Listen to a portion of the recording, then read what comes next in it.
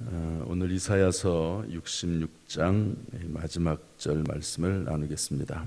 한번 따라서 합시다. 날마다 말씀 따라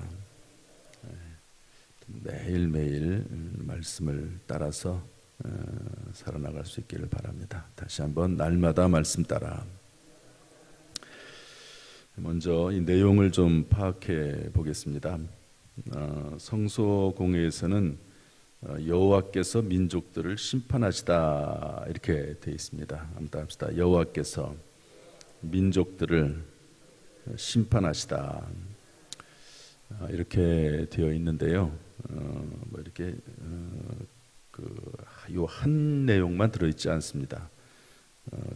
긴 내용 속에 여러 가지 내용들이 있는데요. 조금 제가 더 그래서 세분했습니다. 먼저 1절부터는 우리 큰 제목에 맞게 심판의 메시지가 나와 있습니다. 심판의 메시지. 어제 65장에서 새하늘과 새 땅을 창조하신 하나님, 이 소망의 메시지를 전했는데 마지막 장에서 심판의 메시지가 또 나옵니다.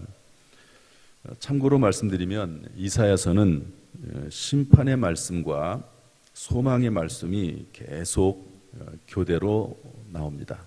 그래서 심판의 말씀을 전하고 또 소망의 말씀을 전하고 또 심판의 말씀이 나오고 소망의 말씀이 나오고 계속 이렇게 반복되는데요.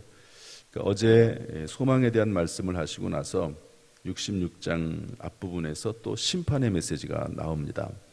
무슨 의미냐면 심판으로부터 소망이 나온다는 겁니다. 범죄했을 때 하나님께서 경고하시죠. 끝까지 말을 안 들으면 하나님이 심판하십니다. 그런데 그 심판은 멸망이 아니라, 우리 믿는 사람들에게 하나님의 심판은 멸망이 아니라 소망이라는 거죠. 그래서 심판 가운데 소망이 있다.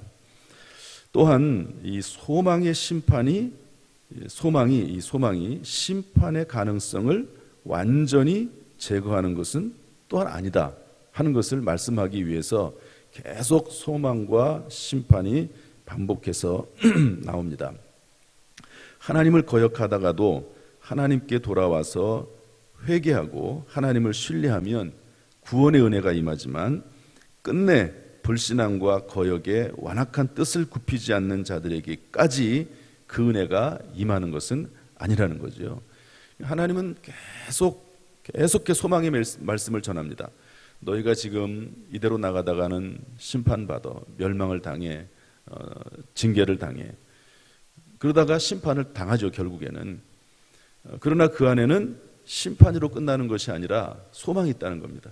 그러나 그러한 소망조차도 하나님의 말씀을 계속 거역하고 불순종하는 자들에게는 그 은혜가 적용되는 것은 아니라는 거죠.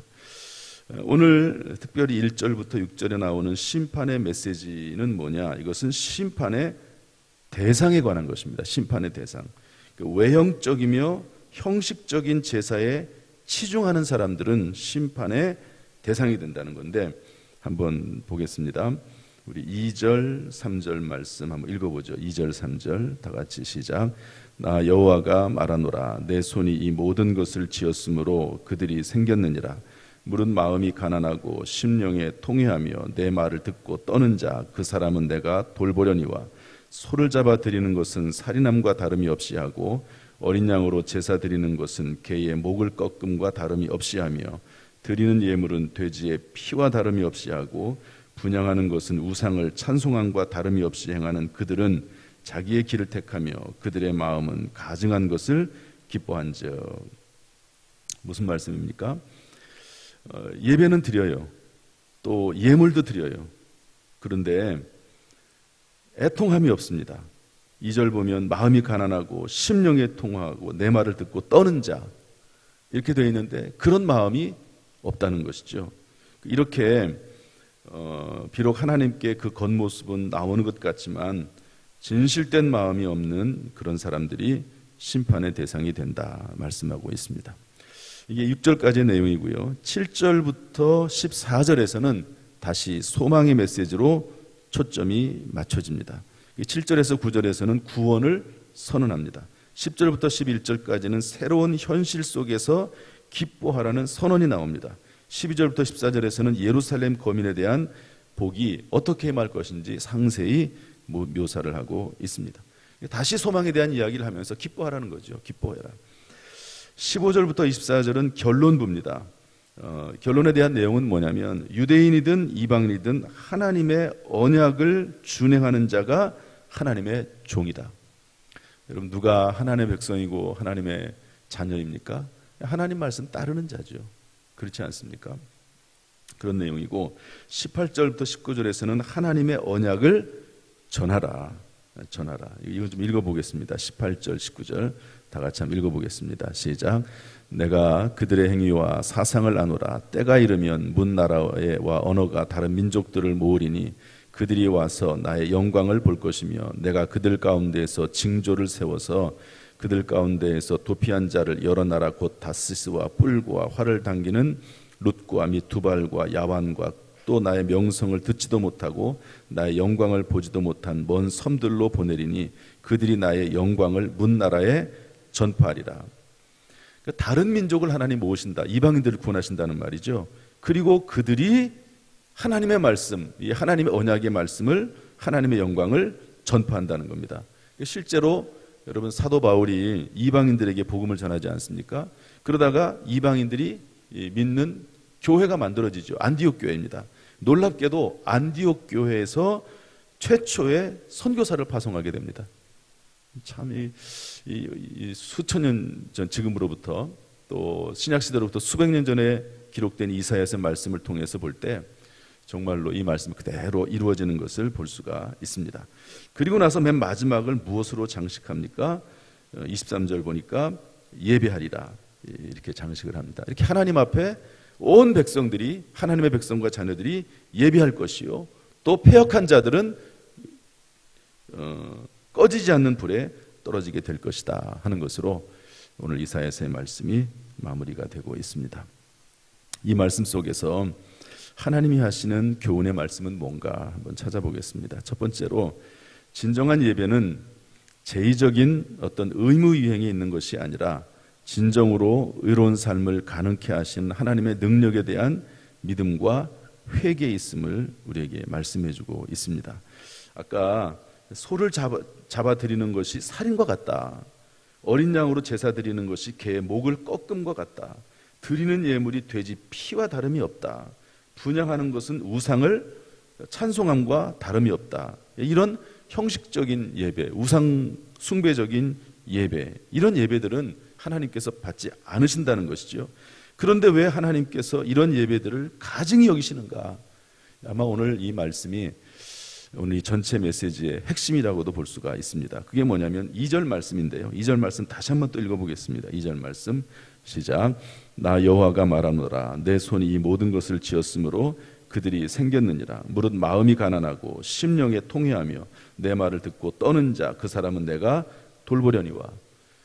그러나 이렇게 하지 않고 이 3절 말씀처럼 한다는 거죠. 한마디로 말해서 하나님의 심판의 대상이 되고 하나님이 그들을 심판하시는 이유가 뭐냐?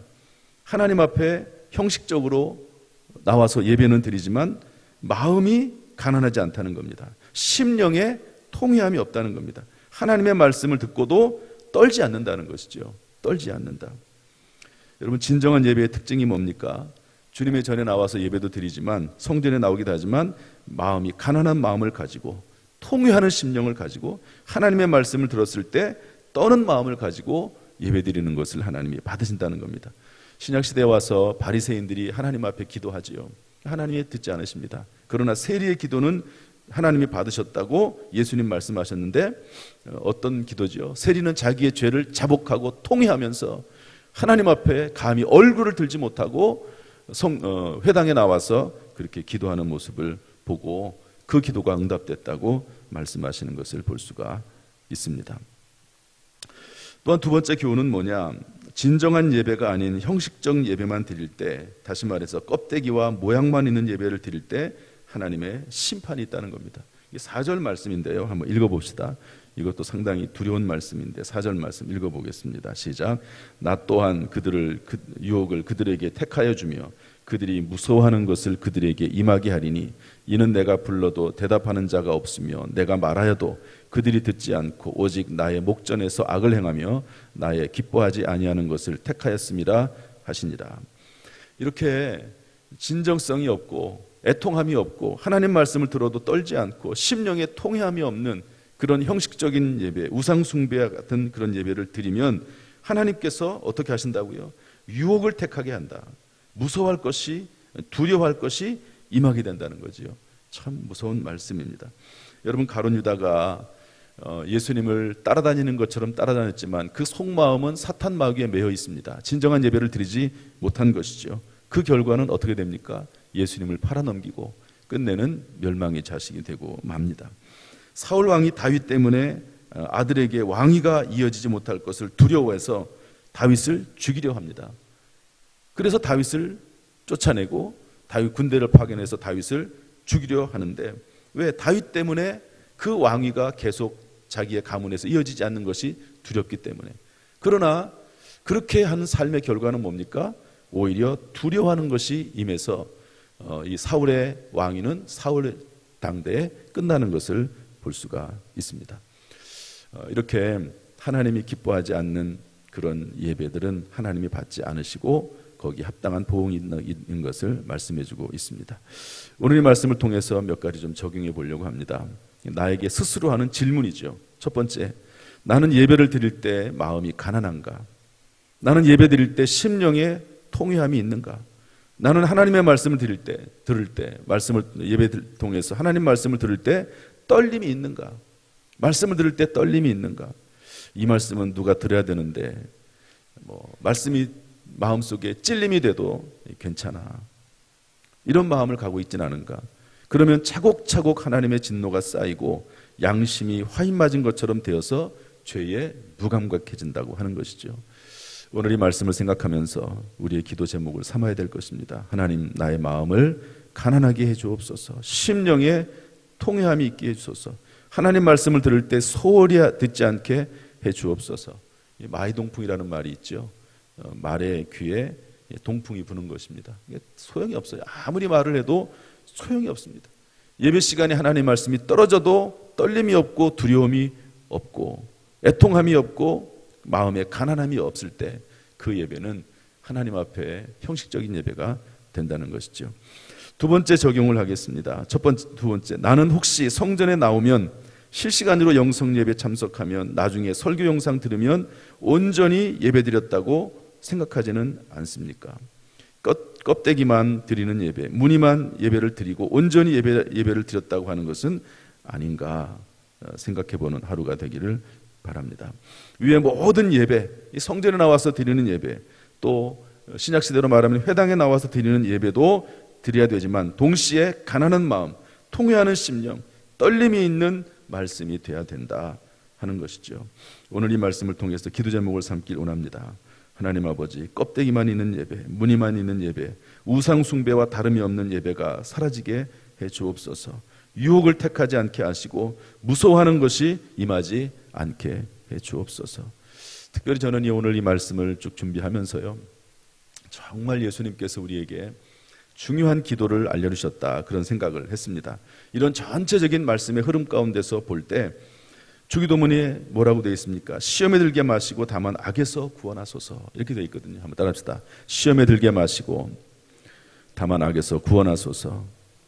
이 기도가 얼마나 중요한 기도인지, 이 기도가 우리의 평생에 계속해서 울려 퍼져야 되는 그런 기도인지, 우리가 오늘 이 말씀을 들었지만 우리가 참 연약하고 부족하지 않습니까? 말씀을 들고 알매도 불구하고 참 그 말씀대로 살기가 어려울 때가 많습니다. 그때마다 하나님, 시험에 들게 마시고 다만 악에서 구원해 주옵소서. 시험에 들게 마시고 다만 악에서 구원해 주옵소서. 계속해서 이런 기도가 우리 가운데 있어야 될 줄로 믿습니다. 오늘도 말씀 안에서 날마다 말씀 따라 승리하시는 저와 여러분 될 수 있기를 주님의 이름으로 축원합니다.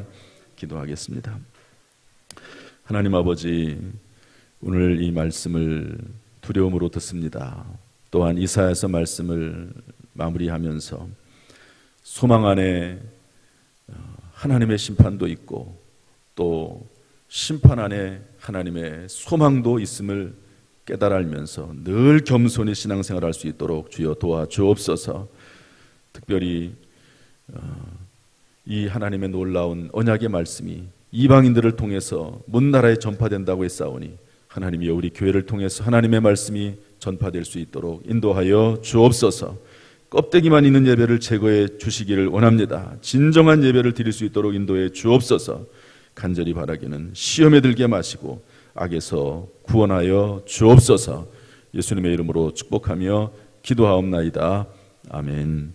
이제는 우리 주 예수 그리스도의 은혜와 아버지 하나님의 무한하신 사랑과 성령님의 교통하심이 오늘 시간 주 앞에 나와 예배드리며 기도하며 찬송하는 우리 모든 성도들에게 진심으로 예배드리고 통회하는 마음으로 예배드리고 떨림 있는 예배를 드리기를 소원하는 모든 성도들에게 그 가정, 직장, 사업, 자녀, 심령 위에 함께 하시기를 간절히 축원하옵나이다. 아멘.